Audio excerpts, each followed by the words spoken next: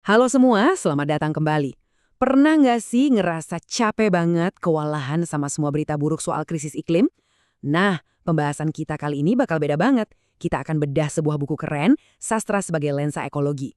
Buku ini nawarin cara pandang yang, wah bener-bener baru dan sistematis buat ngebaca krisis yang lagi kita hadapi bareng-bareng ini. Dijamin bakal membuka mata. Oke, kita mulai dari sini.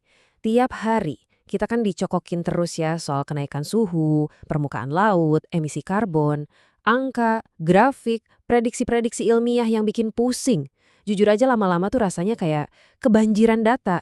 Malah bikin kita jadi mati rasa kan, kayak udah kebal gitu. Nah, disinilah letak masalahnya menurut buku ini. Ada pertanyaan yang super provokatif. Gimana kalau masalahnya itu bukan karena kita kurang fakta, tapi karena kita kekurangan cerita yang pas? Gimana kalau yang kita butuhin itu sebetulnya bukan lebih banyak data lagi, tapi narasi, cerita yang bisa mengubah angka-angka dingin itu jadi sesuatu yang benar-benar nyentuh perasaan kita. Dan ini membawa kita ke gagasan utamanya. Krisis iklim ternyata adalah krisis cerita. Jadi begini poin pentingnya. Cerita yang udah kita pegang selama berabad-abad, itu yang ngebentuk cara kita mandang alam. Cerita yang ya antroposentris. Maksudnya, cerita yang menempatkan manusia sebagai pusat segalanya. Dan alam itu cuma dianggap ya sumber daya buat dieksploitasi. Tanpa sadar, cerita inilah yang ngegiring kita ke jurang krisis sekarang. Oke, kalau masalahnya ada di cerita yang salah, solusinya apa dong? Ya, cari cerita yang benar. Nah, disinilah sastra berperan. Sebagai sebuah lensa ekologi baru. Pendekatan yang dipakai buku ini namanya ekokritik. Gampangnya gini, ini tuh cara kita baca sastra, tapi pakai kacamata hijau. Jadi pertanyaannya bukan cuma, oh di cerita ini ada deskripsi gunung atau sungai. Bukan itu. Tapi lebih dalam, gimana sih cerita ini ngebentuk cara kita melihat dan akhirnya memperlakukan planet kita. Dan kerennya, bidang ini tuh nggak diam di tempat, dia berevolusi. Lihat deh, di tahun 90-an fokusnya lebih ke, ya merayakan keindahan alam. Masuk awal 2000-an, mulai lebih kritis nih. Mulai menghubungkan kerusakan lingkungan sama isu keadilan sosial, gender, dan semacamnya. Nah, sekarang ini, udah bergerak ke arah aktivisme dan kebijakan publik. Perjalanannya luar biasa banget kan? Sekarang kita masuk ke bagian yang paling menunjukkan kebaruan dari buku ini. Kita bakal lihat gimana buku ini pakai alat bedah yang lebih tajam buat membongkar akar masalah. Nah, ini dia yang bikin buku ini spesial. Dia nggak cuma berhenti di ekokritik biasa. Dia pakai dua lensa super tajam. Pertama, ekofeminisme. Ini tuh gagasan yang menghubungkan penindasan terhadap perempuan dan perusakan alam. Kenapa? Karena keduanya sama-sama korban dari logika dominasi. Keren kan? Terus yang kedua, ekokritik pasca kolonial. Ini lebih berani lagi, nunjuk langsung kalau akar krisis lingkungan kita sekarang itu ya warisan dari zaman penjajahan. Ini analisis yang dalam banget, sistematis dan jujur. Oke, tadi kan teorinya ya. Sekarang kita lihat gimana buku ini mengaplikasikan semua itu ke konteks Indonesia. Kita akan lihat gimana kearifan lokal dan suara alam bicara lewat sastra kita. Bagian ini seru banget. Buku ini ngajak kita langsung ke TKP kerusakan ekologis di Indonesia, contohnya di Kalimantan. Di sana, para penyair itu udah nggak nulis puisi indah soal alam lagi.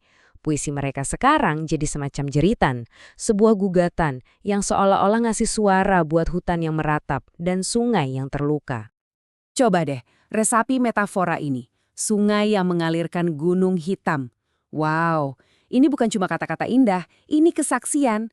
Ini gambaran tragis gimana sungai yang harusnya jadi sumber kehidupan malah jadi jalan tol buat polusi batu bara. Dalam dan nyesek banget. Lalu ada ini, tanah yang retak. Maknanya lebih dalam lagi. Ini bukan cuma soal tanah yang kering kerontang, bukan.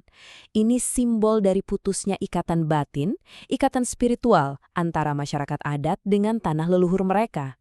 Lukanya itu jauh lebih dalam dari sekedar kerusakan fisik.